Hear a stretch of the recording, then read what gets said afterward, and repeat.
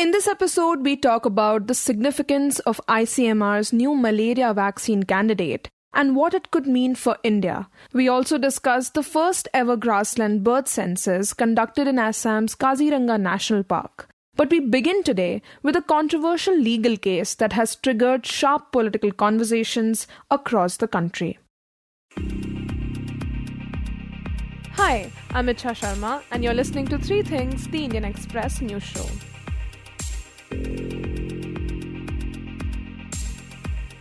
On Saturday, a special court in Chhattisgarh, constituted by the National Investigation Agency, granted bail to two Catholic nuns from Kerala, Preeti Mary and Vandana Francis, who had been arrested on charges of alleged human trafficking and forced religious conversion. When we spoke to the Indian Express's Jayprakash Naidu, he told us that these two women had first been spotted by a Bajrang Dal member. Yeah, so in the morning on July 25th, a Bajrang Dal member spotted the two nuns and three women at the Durg railway station in Chhattisgarh, and he suspected that it can be a case of human trafficking, and he called up other Bajrang Dal members. Then a lot of Bajrang Dal members and one Jyoti Sharma, who said she works for Hindutva, they all reached the railway station, and based on their allegations, a FIR was registered by the government railway police on charges of human trafficking and forceful conversion, while the nuns and a 19-year-old were sent to jail after being arrested. The three women were sent to shelter home. And there are several videos of the incident on YouTube where, you can see one of the Bajrang Dal member pulling the ears of the 19-year-old while Sharma is, checking the bags of the victims and threatening to hit one of the nuns. दिमाग जो खोखला करता है ना समाज को, आप लोग वो हैं. आप लोगों को वही नाम दिए हम लोग. इतने दोगले हो तुम लोग. खाते यहाँ के हमारे देश का, लेकिन हमारी लड़कियों को ले जाके बरगला के बेचोगे उनको. नन कैसे बने हो वो भी मुझे पता है. कैसे बनते हैं नन बहुत अच्छे से जान चुकी हूँ. So this entire incident, it was, going viral on social media, and the incident created an outrage with the opposition Congress party and the CPIM members raising the issue in the parliament. Lok Sabha leader of opposition Rahul Gandhi, he alleged that it's a fake case and it's like an attack on minorities by the BJP and the RSS. On the other side, the Chhattisgarh Chief Minister Vishnu Dev Sai, he cautioned that this case should not be politicized.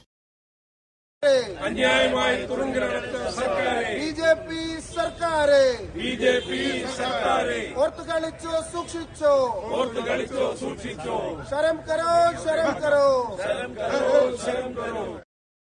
He tells us that the arrest was carried out by the Government Railway Police or GRP and soon snowballed into a high-profile case drawing responses from political leaders, religious organizations and civil society groups.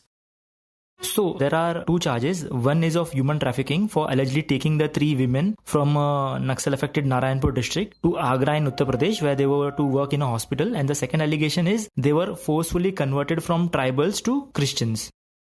Right, and Jayprakash, speaking about the two nuns, Preeti Mary and Vandana Francis, tell us, what do we know about them?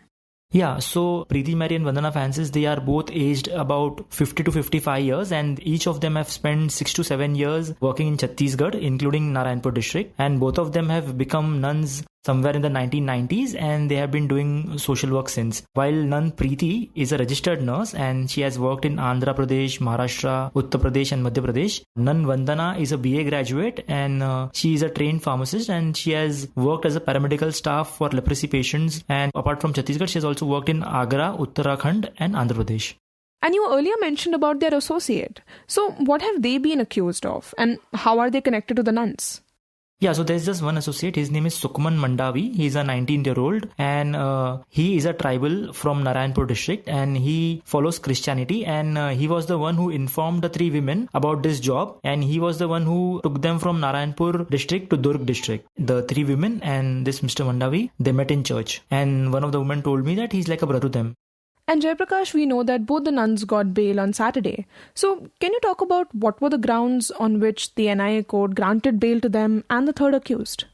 Yeah, so the biggest reason for granting of bail was that the custodial interrogation of the accused was not required. However, the court, has made certain observations while giving the order. One was the FIR is primarily based on a mere apprehension and suspicion.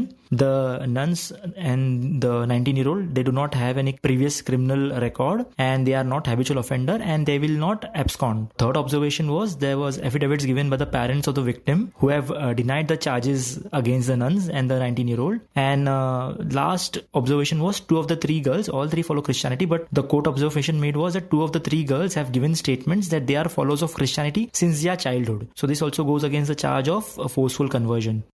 Right. And speaking of the court's order, which points out that the investigation agency made no custodial interrogation requisition, how unusual is that, especially in a case involving such serious charges?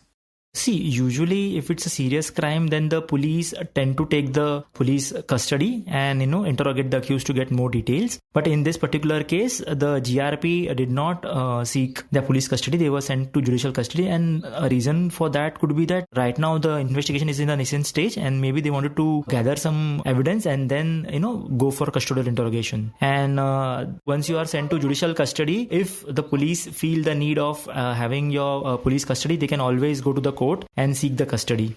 And what's also interesting is that the story includes a counter-narrative that the women who were allegedly being trafficked actually filed a complaint against members of the Bajrang Dal. So what did they say in their complaint? And how does that complicate the original case? Yeah, so they did approach the Narayanpur police back home with a complaint against the Bajrang Dal and one Jyoti Sharma. And one of the victims had told the Indian Express that she was assaulted by Jyoti Sharma and coerced to give a statement that they were being taken forcefully by the nuns. So we also spoke to Sharma, who denied the claims. She did not assault them and she did not coerce them to change their statement. And now the complaint will go to Durg police because the offense has taken place in the jurisdiction of Durg GRP and not Narayanpur. So no offense was registered in Narayanpur, but the complaint may come to Durg GRP. Right, and you mentioned that you also spoke to one of the 3 women. So what did she have to say about the incident? So the woman I spoke to was a 21-year-old and she has studied up to 10th standard and she was working as a laborer earning rupees 250 a day, and she used to cycle 9 kilometers every day to Narayanpur town from her village for work purpose. And she was happy with this new job because she was getting some 10,000 rupees and she had to work as a cook and look after patients in the hospital. And she has 4 more sisters, and she said that she was very angry with the right-wing group because one of them assaulted her and they were forcing her to change a statement. And so how have the right-wing groups responded to this case so far?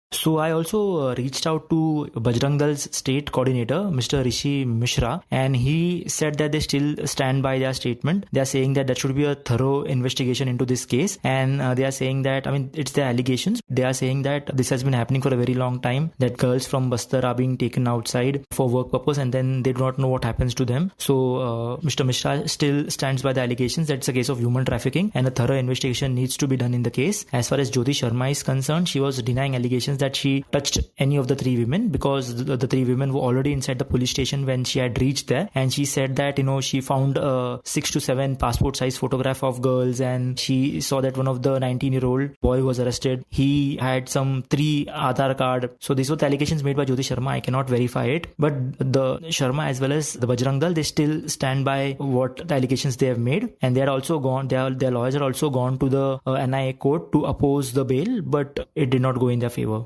And Jayprakash, in the past, we've seen quite a bit of tension between right-wing groups like the Bajrang Dal and Christian leaders and organizations.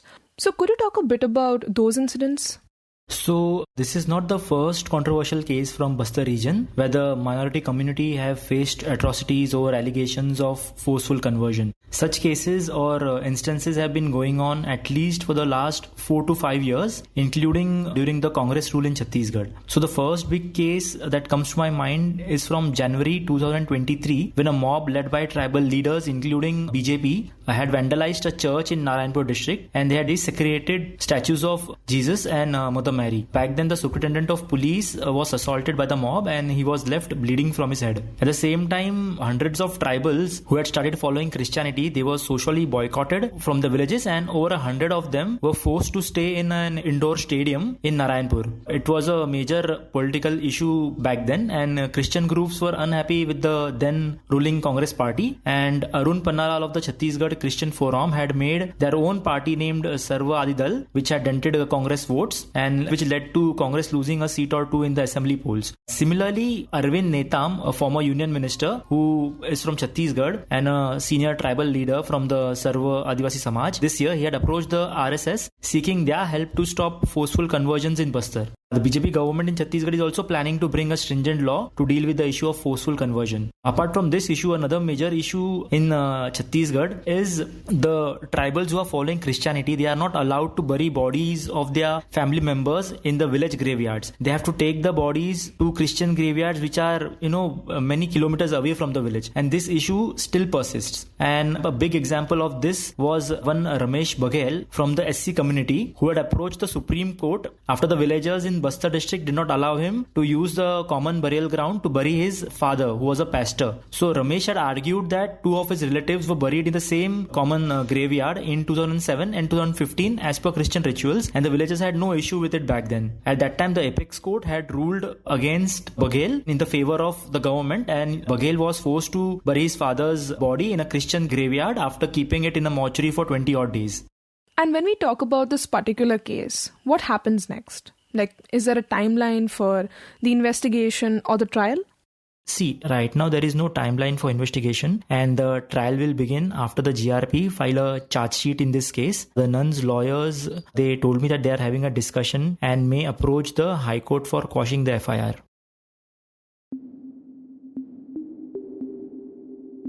And next, we turn to ICMR's new malaria vaccine candidate. For years now, malaria has remained one of the deadliest infectious diseases in the world.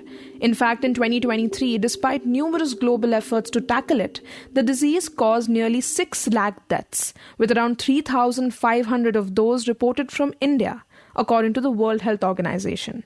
But for India, that number actually marks significant progress because back in 2015, the toll stood a little over 14,000. Now, in a bid to bring down malaria deaths even further, the Indian Council of Medical Research, or ICMR, last week announced the development of AdFalciVax, a promising new vaccine candidate against the mosquito-borne disease. The announcement is especially notable because scientists have been working for decades to develop an effective malaria vaccine. So to better understand this new development and what it means for India's malaria burden, my colleague Niharika Nanda speaks to the Indian Express's Anonna Dutt. Anonna, we know that typically symptoms of malaria include fever, chills, nausea, vomiting, and diarrhea. And in some severe cases, it can also lead to seizures, fluid in lungs, organ damage, and even death. Now, before we talk about this new vaccine candidate, can you tell us how malaria has been typically treated? So malaria has particular medicines that have to be given to patients, and it has to be, as soon as possible. Because when left untreated, it can cause severe, complications such as brain swelling, etc. So that can lead to death. So this medicine has to be given soon after diagnosis. When it comes to vaccines, there are currently 2 vaccines that the WHO says can be used for preventing malaria infections. It's RTS-S and R21. These are the 2 vaccines that are available so far. And Anonna, what would you say makes this latest announcement of AdFalciVax so significant? So here I want to sort of put in a note that this is a vaccine candidate. It is not yet a vaccine because it still has to undergo human trials. But there have been very positive indications that the researchers have found in the animal studies that have already been completed. And now ICMR is planning to be in partnership with private companies to take the development forward and conduct these human trials, then commercialize the vaccine. So in the animal trials, the researchers also found, like I mentioned, very positive indications, which is that the vaccine candidate provided more than 90% protection against the infection in the mice for an extended period of 3 months. So 3 months in mice lifespan is about, say, a decade in human lifespan. So that's another positive indication that has come from the preclinical animal trials of this vaccine candidate. And could you tell us how exactly AdFalciVax works? So it is essentially called something chimeric recombinant vaccine. What this means is that the scientists take different parts of the plasmodium genetic material and they combine them and infect certain cell lines in the laboratories to then generate the antigenic proteins. These are proteins which sort of cause the infection in the humans and against which the human body develops antibodies. So these proteins are then extracted and that is utilized to generate the immune response in people. And just to be clear, malaria spreads through the bite of the infected female Anopheles mosquito. And these mosquitoes, of course, get infected when they feed on a person who already has malaria, which is caused by Plasmodium malariae. So you write that this vaccine uses 2 types of proteins to prevent this spread. So talk about what these proteins are. So one is known as the circumsporocyte protein. It is mainly utilized during 2 stages of the Plasmodium's life cycle. One is called the sporozoid stage. This is essentially when a person is infected in an infective state and can be passing on this infection to the others. And the second stage is called the liver stage. And this is when these sporozoids actually enter the liver cells. They multiply there and then infect the red blood cells. Then there is also something called Pro6C protein, which is made up of parts of 2 other proteins. So these 2 other proteins are a key for the replication of this plasmodium in the malaria midgut. So what happens is when a person is infected, the mosquito bites them, takes in the malaria plasmodium, and then that sort of develops within the mosquito's midgut. And this protein, so if people have this antibody, the development will not happen in the mosquito, meaning even if a person gets infected and they have taken this vaccine, they cannot further transmit the disease to another person. So basically this vaccine not only prevents the infection in the person who has been immunized, but also people around them, because they also have the antibody to prevent the development of the infection in the mosquito. So that's a big plus. But are there other ways in which this vaccine stands out? So one thing I mentioned is the use of these 2 different types of proteins for making the vaccine to, generate the antibody response. The other 2 vaccines that are currently available only use the first one, the CSP protein, which I mentioned. Another thing is that the CSP protein that they use is not the complete protein. So they use parts of it to generate the antibody response. But the ICMR vaccine candidate uses a full-length CSP, meaning any sort of immune response is likely to be more with this vaccine. Other than that, one of the benefits of this vaccine is also that it uses a very common adjuvant called alum. So adjuvants are essentially compounds that are added to vaccines to increase its efficacy, and both RTSS and R21 do use adjuvants, but these are more complex adjuvants which sometimes can lead to sort of inflammation, etc. in the body, which does not happen with this very simple alum adjuvant. And we know that because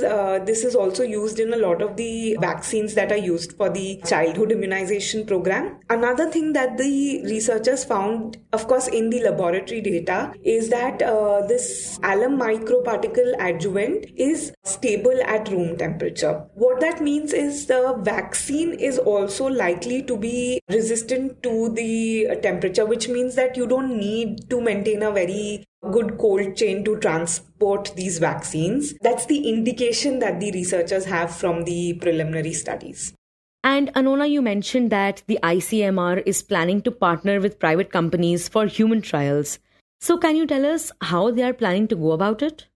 So that is usually how it happens. It's the same that happened with COVID as well. So the initial COVID virus that was isolated by ICMR, that was used in the Bharat Biotech vaccine. So this happens with almost all vaccine candidates that come out of research laboratories. It is just easier to partner with a commercial company to get these trials done. It's just that they have the resources to do those trials. They have the networks where these trials can be conducted. And it's easier to do that instead of just one research lab, doing these big clinical trials. So usually you would see the research companies participate with commercial partners who also have the capability to then actually manufacture these vaccines when needed and have everything in place to market these products as well. So that is how it is being done for this vaccine candidate too. The human trials will be in collaboration with a company, and after that, once approved, it will also be the same company that would manufacture and distribute it. And there are certain, of course, parameters that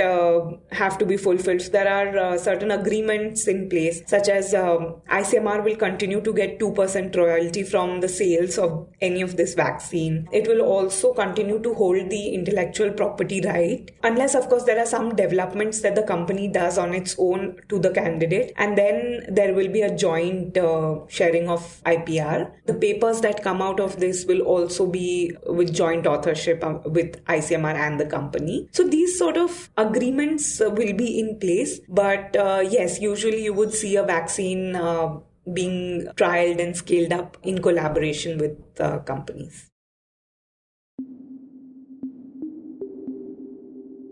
And in the end, we shift our focus to an important conservation effort that recently took place inside Assam's Kaziranga National Park, a UNESCO World Heritage Site that's home to 2/3 of the world's Indian rhinoceroses. Now, while these unique-looking mammals known for their single horn are the main attraction, the park is also home to hundreds of bird species, including 10 species that are either globally threatened or endemic to the Brahmaputra floodplains, such as Bengal florican, swamp francolin, swamp grass babbler, and black-breasted parrotbill. And it was these birds that became the focus of the park's first ever comprehensive grassland bird census. The survey basically aimed to map the presence and population of rare and threatened avian species living in one of India's most fragile ecosystems. Kaziranga National Park, of course, is the most well-known national park in Assam, and it's most famous for its mega herbivores, especially the one-horned rhinoceros, as well as its elephants. This is the Indian Express's Sukrita Baruah, who reports on Assam for the paper. Now, around 70% of the total area of Kaziranga National Park is comprised of grasslands. So, this survey all began when, this particular doctoral student, Chiranjeev Bora, who is studying one particular grassland bird species called the black-breasted parrotbill. So he received an Inspire Fellowship as part of his research, and to conduct this, he was given access to acoustic monitoring tools. So when he got permission to conduct this research and when he approached the Kaziranga National Park authorities, they discussed this and they decided, why don't we broaden the ambit of the, scope of what we can be done with these tools and conduct a comprehensive survey of grassland birds in Kaziranga. And when I spoke to the Kaziranga National Park director, she said that, one reason they were really interested in this is because the presence and the number and the diversity of grassland birds in the national park is also a very strong indicator of the health of this ecosystem. So that's how it all began. This survey was conducted earlier this year between March 18th and May 25th. She tells us that the study recorded the presence of 43 grassland bird species, including 1 critically endangered, 2 endangered, and 6 vulnerable species as per the IUCN Red List. So to understand how this census was conducted and what it reveals about the national park, we speak to Sukrita in this segment. Sukrita, for those who might not be familiar with the process, how are bird censuses usually conducted? So, there are different ways. So, I mean, not just birds, but any kind of, a survey of wildlife that at least that I have followed in my time of covering the Northeast is that, there are camera traps that are set or, there's visual count of, the various species available. But, when they approached this bird survey, they found that these tools are not going to be adequate. Because these grassland birds are really small birds, they're tiny little birds, they're highly camouflaged. And, according to the director of Kaziranga National Park, Sonali Ghosh, they're quite shy. They're quite evasive and elusive. So, because of the acoustic tools that Chiranjeev got, they followed this methodology called passive acoustic monitoring. So, what they did was place these acoustic monitoring tools in various locations near the grasslands at the tops of trees. And for a period of 3 days, these recorded the sounds around and these picked up the songs of these birds. These bird songs were amongst the sounds recorded by these tools. And after a period of 3 days, the scientists and the researchers, they analyzed the sounds. And on the basis of the bird songs that were recorded by these devices, they were able to identify and enumerate the grassland birds which are there in Kaziranga. Right, and you earlier mentioned that this survey saw a shift from traditional bird counting methods to passive acoustic monitoring, for instance. So, can you talk about what other technology or tools were used during the process? Right, so of course the monitoring devices do their job, pick up the sounds, but then the next challenge is identifying the birds through their bird songs. So of course some birds they identified just by hearing the sounds.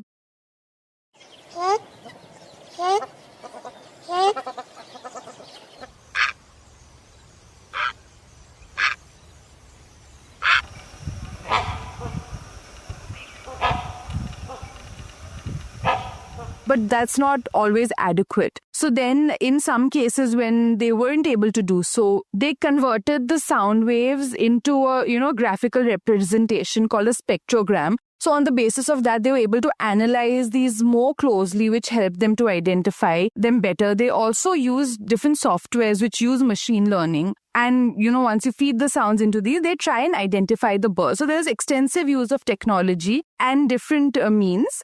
And at the end of this period of the survey, they identified a total of 43 grassland bird species in Kaziranga. And 10 of these are either globally threatened or endemic to the Brahmaputra floodplains. And one of these is critically endangered and 2 of them are endangered birds. So it was quite an interesting takeaway that they had from this survey. Right, and one of the other key findings from the study was the discovery of a breeding colony of Finn's weaver. So talk about why this was significant.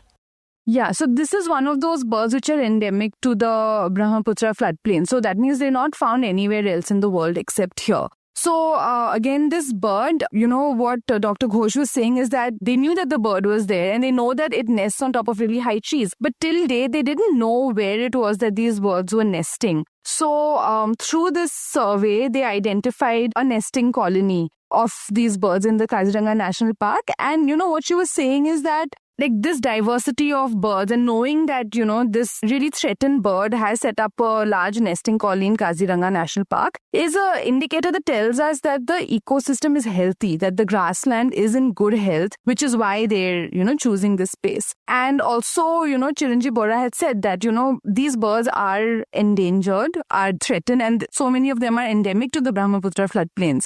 So if, they vanish from here, they'll become extinct. And lastly, Sukrita, apart from the bird's presence and population, how important was this survey to understand the ecosystem?